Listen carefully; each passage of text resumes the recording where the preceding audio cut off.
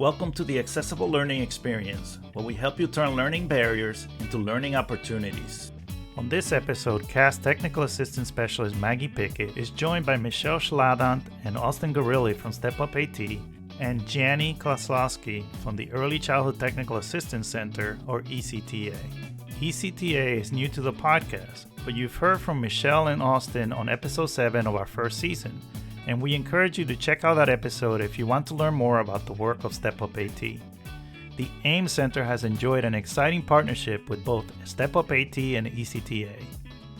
All three centers are funded by the Office of Special Education Programs, or OSEP, to improve outcomes for children with disabilities.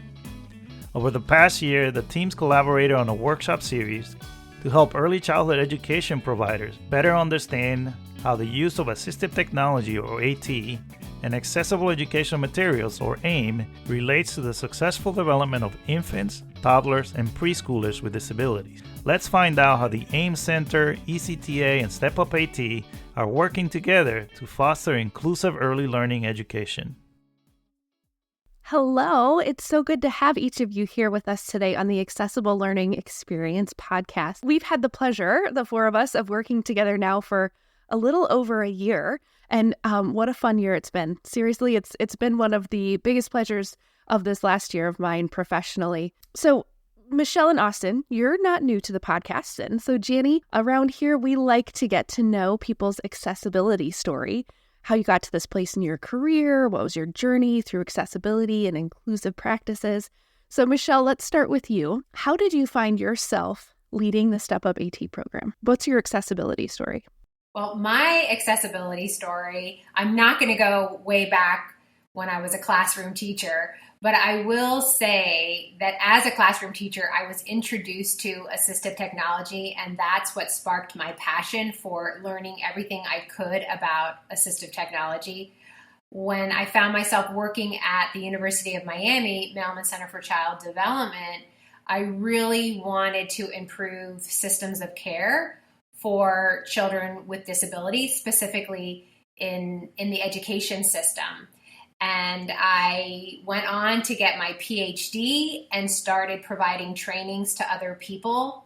And that's really what sparked the Step Up AT program, was trying to find ways to help support teachers in their journey to provide inclusive practices through the use of assistive technology. And that's what started the Step Up AT program. Austin, so you work alongside Michelle.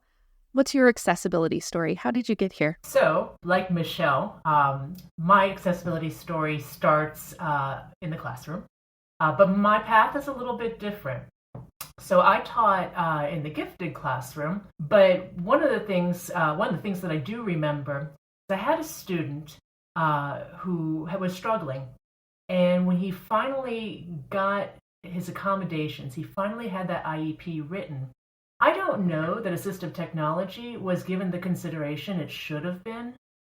And when he came back to my classroom and I was supposed to be providing something for him, there was a lack of professional development and a lack of communication about what exactly I should be doing for him. I come to find later that there was somebody at the school who was supposed to lead me on that journey. But there was a lack of communication about what needed to be done. And so my role on the Step Up AT team is to find those places where professional development can make a difference. And so here I am, walking that journey every day.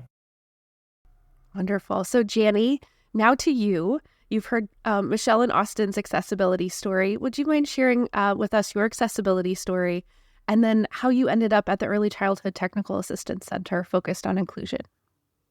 Well, thanks, Maggie. I have to say that my accessibility story has really come into 3D focus, I think, through these new friendships that I have with you and with Michelle and Austin, because my focus has really been on inclusion of children with disabilities, young children with disabilities. I worked as a disability services coordinator with Migrant Head Start. I was the disability services and inclusion lead with the National Center on Early Childhood Development, Teaching and Learning, which is a Head Start National Center. And then more recently, I've come to the Early Childhood Technical Assistance Center at Frank Porter Graham Child Development Center in Chapel Hill, at University of North Carolina, and even wrote a book in 2022 about inclusion for early childhood educators. And so this has been an interesting new discovery for me in these conversations that we've had together about how can accessibility and accessible educational materials foster inclusion. So I feel like I'm still on this journey and learning, but it's been pretty fun. And I feel like I've had lots of light bulb moments with you all over the past year. Such powerful stories. Thank you for sharing. So as I alluded to a little bit ago, we've been working together for a year, and we all of us kind of represent these different centers that have been funded by OSEP, the U.S. Department of Education Office of Special Education Programs.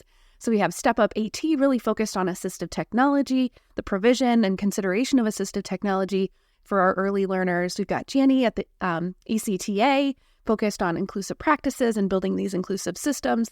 And then we have our work at the AEM Center, where we're focused on the gamut of ages and providing accessible materials with one of our components really focused on early learning.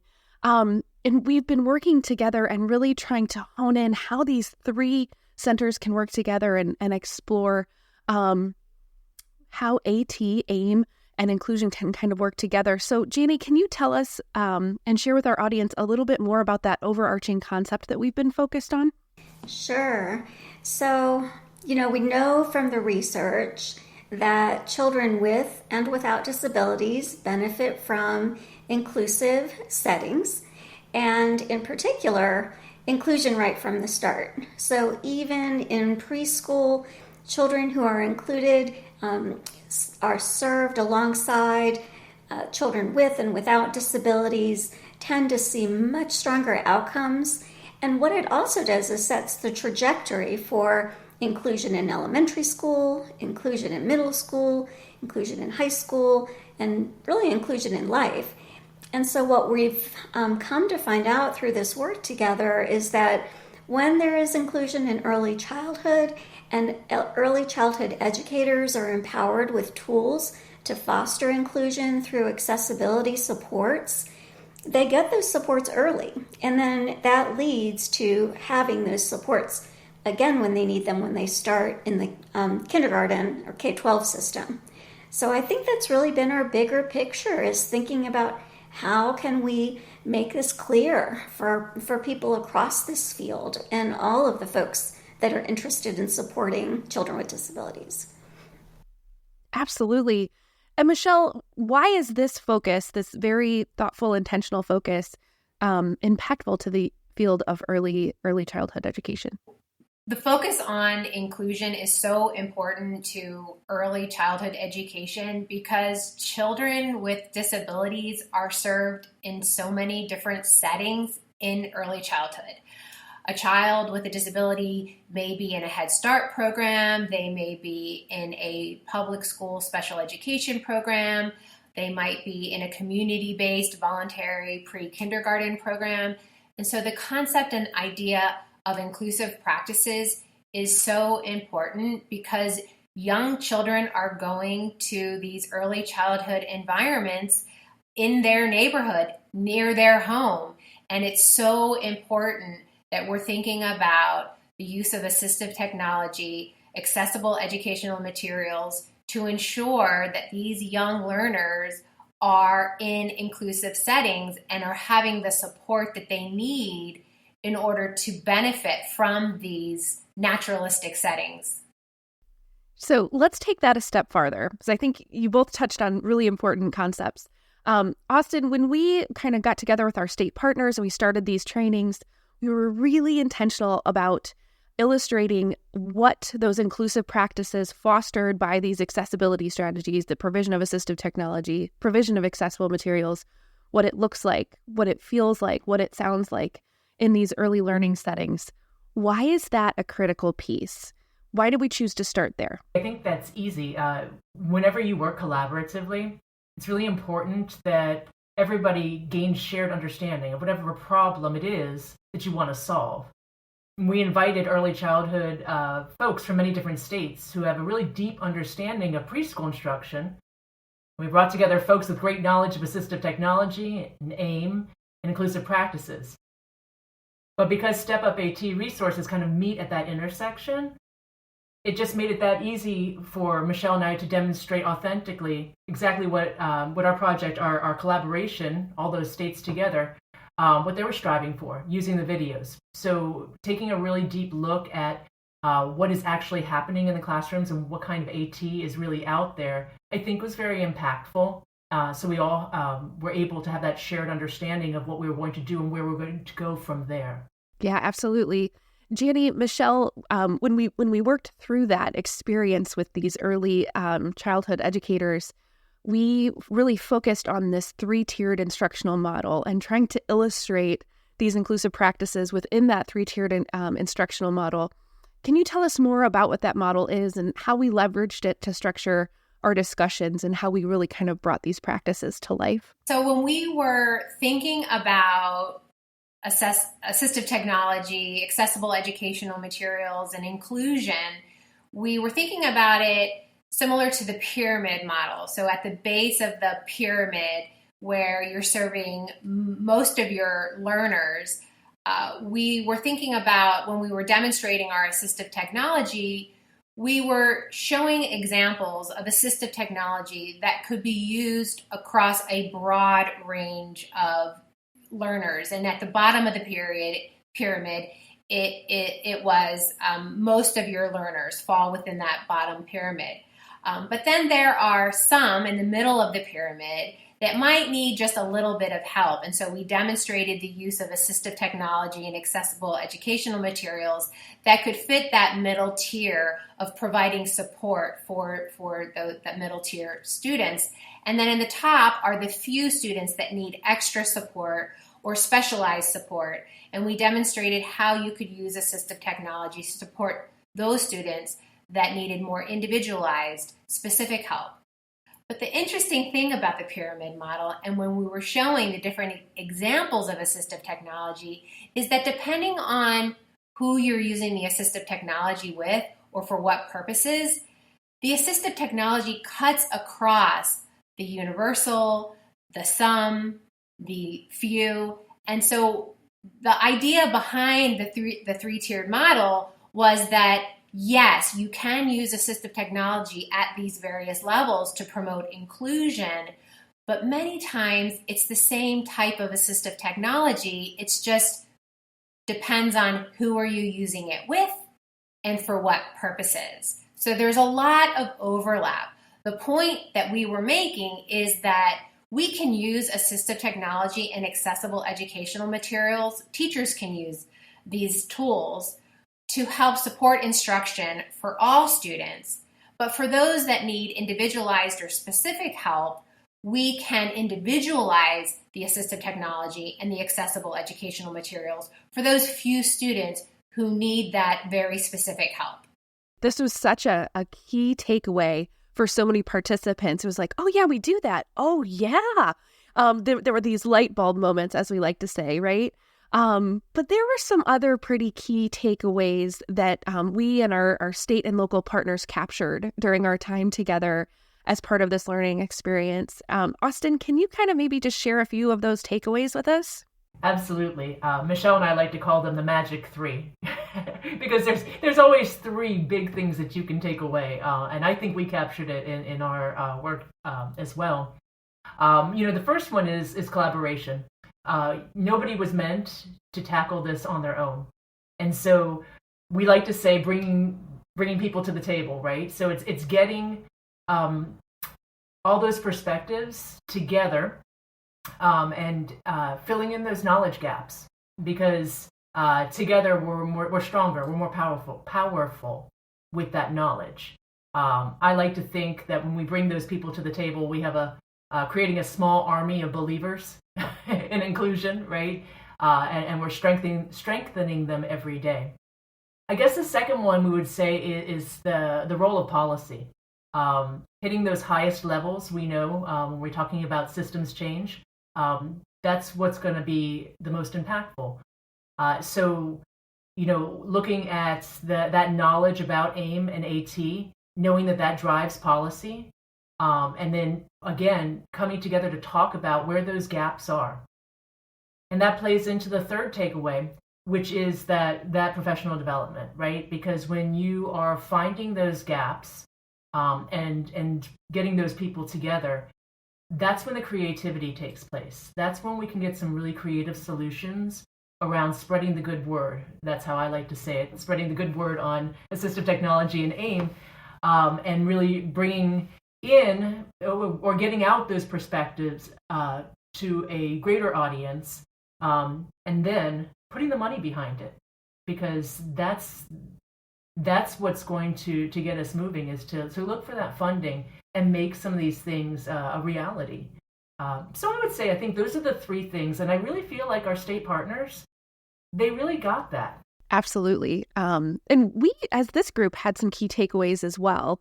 And those key takeaways really are feeding maybe our next steps and our excitement for the future of this partnership together as federally funded projects and services that are being provided by OSEP. So, Jani, what are some things? How are we learning from this and taking it forward into the future? Yeah, that was part of the fun of this, I think, wasn't it? We were able to learn about each other's systems. Like, for example, I didn't realize that there was an accessibility lead in each state, and that early childhood leaders could reach out to those folks as resources, identify lending laboratories and other kinds of resources for families. And so, because this was new to me, I figured it was new to my colleagues as well in early childhood inclusion. And so we connected with the Head Start work group on disability services and inclusion. So Maggie and Michelle and Austin, y'all came and did a presentation for that work group.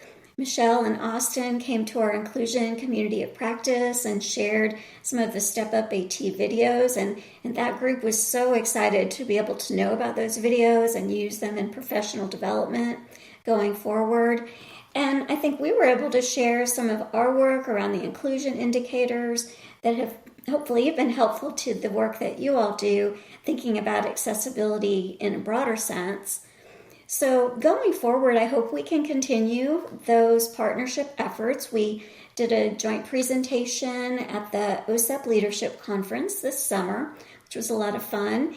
And we've been talking about maybe a national webinar to share some of our lessons learned and how we've been able to cross-pollinate our learning across the different sectors within our field. So I'm excited about these future plans. A lot of really great opportunities lie ahead. Opportunities that, again, we were all aware of our own buckets of opportunities, but when it's that collective intelligence, right? When we collaborate and we build together, we find new opportunities to make those connections. It's been a lot of fun. Kind of wrap things up, how can people stay in touch with you all? Again, thinking about that collective intelligence, how could people follow you and stay in touch and learn more about the great work that you all do? Jani, let's start with you. So I am on LinkedIn, so I put that link in the show notes. I've also have some resources that might be helpful in the show notes. There's a link to my book, which is called Every Child Can Fly, An Early Childhood Educator's Guide to Inclusion, as well as some national resources. There is a policy statement on inclusion that our membership organizations have put together, as well as a joint position statement on inclusion from the Departments of Education and the Departments of Health and Human Services. And those early childhood technical assistance inclusion indicators that I mentioned are also linked in the show notes. So hopefully those will be helpful. Awesome. Michelle, Austin, how can folks stay in touch with you all? So, the first thing they should do is go to www.stepupat.org. That is the hub for all the resources that we offer on assistive technology. Now, we're a toolkit, so, in addition to videos, we have modules, and some of those modules can help you or people that right in the thick of things, coach their own staff, their own teachers in assistive technology. and accessible educational materials. But if you are at any walk of life and you want to take some of those modules and learn a little bit deeper about how that plays out in the early childhood classroom, all of our materials are free. You sign on, but those are open to you.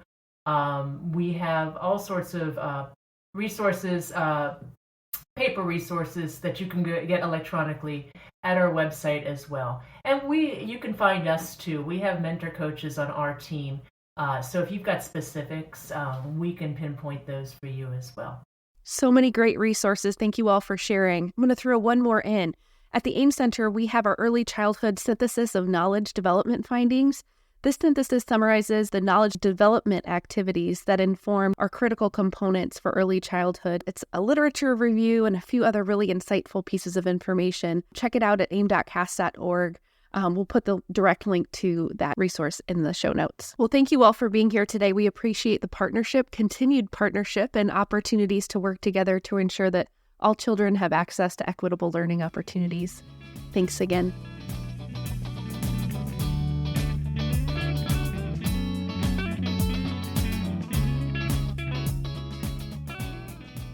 Thanks for tuning in to this episode of the Accessible Learning Experience, brought to you by the National Center on Accessible Educational Materials at CAST. You can find us on the web at aem.cast.org. There you'll find show notes with links to all of the resources mentioned on each episode. Thanks again for listening, and remember, accessibility is everyone's responsibility.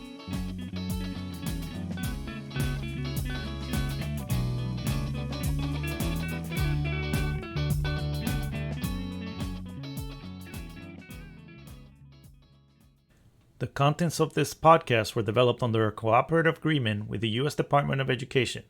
However, those contents do not necessarily represent the policy of the U.S. Department of Education, and you should not assume endorsement by the federal government.